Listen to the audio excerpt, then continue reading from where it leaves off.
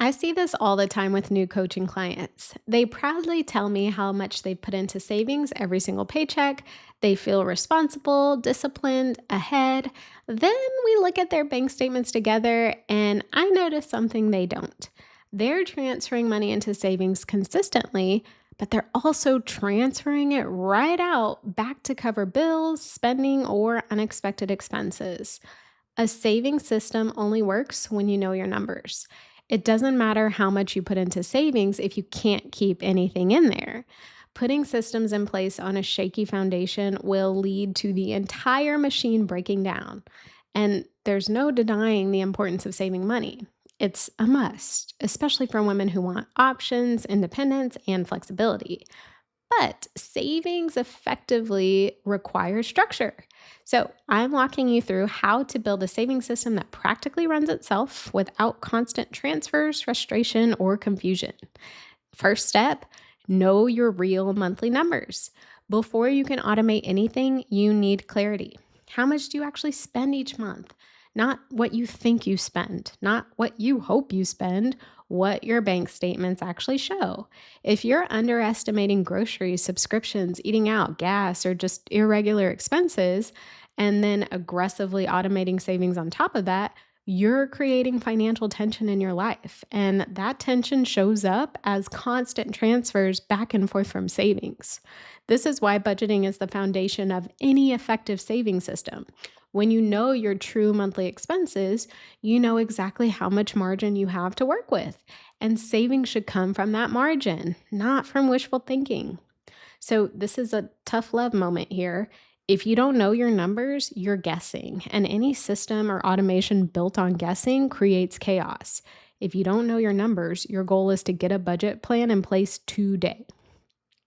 Next thing, stabilize cash flow before you automate. If money is constantly moving back and forth between checking and savings, you don't have a savings problem. You have a cash flow problem. A saving system should feel steady, predictable, and sustainable. Before you set up automatic transfers, confirm that your bills, variable expenses, and lifestyle spending are truly and fully covered with some room to breathe. You shouldn't feel tight every month because you're trying to force a savings number that really doesn't fit with your income. Stability always comes before growth. So when your checking account is stable, your savings can grow without interruption. And that's when automation starts to feel empowering instead of stressful. Next, separate your emergency funds, sinking funds, and long term savings. One of the biggest mistakes I see is people lumping all savings into one single account. When everything lives in one place, it becomes emotionally and strategically messy. You can't tell what's for emergencies, what's for travel, what's for annual expenses, and what's for long term goals. So when you need money, you just pull from savings and hope for the best. A system that runs itself requires clarity. Your emergency fund should be separate from your sinking funds. Your sinking funds, so think things like travel, cart maintenance, gifts, insurance premiums, moving costs, etc., should ideally be separated and clearly tracked. And long term savings or even investing goals should have their own space as well.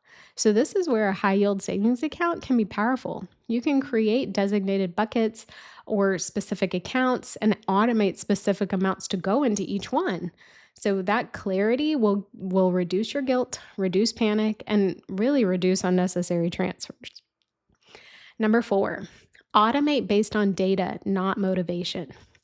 Automation is powerful, but only when it's aligned with reality. Too many women set a savings goal based on motivation. I want to save $1,000 in a month. I should be saving 30%. I'm going to be aggressive this year. But if your income does not support that goal consistently, the system breaks. Instead, automate based on what your numbers say is sustainable. Start with an amount that allows you to maintain stability. And once your income increases or your expenses decrease, adjust the system upward. Automation should feel boring. It should feel predictable. It should feel repeatable. If it feels dramatic or stressful, it's probably misaligned. And finally, adjust the system when your goals change. Life is not static. Your saving system shouldn't be either. A system that runs itself doesn't mean it never changes. It means that it's designed with intention and adjusted strategically when your priorities shift. This is something I've worked through with one of my clients. When we first started working together, she was a lower earner with big goals. She wanted to travel, she wanted security, she wanted flexibility, but all of her savings lived in one single account. There was no structure behind it, no designated purpose, no automation aligned with specific goals. She was saving, but not strategically. So we separated her savings into two high yield accounts with designated sinking funds. Every payday, money automatically flowed into each account. So instead of guessing, her system made decisions for her.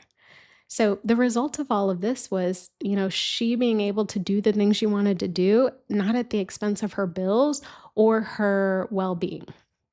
So, saving more money does not fix a misaligned system. Alignment fixes it. And when your saving system is built on real numbers, structured accounts, intentional automation, and periodic adjustments, it starts to feel effortless. Money flows where it needs to go, goals get funded, emergencies get handled, and trips are paid for.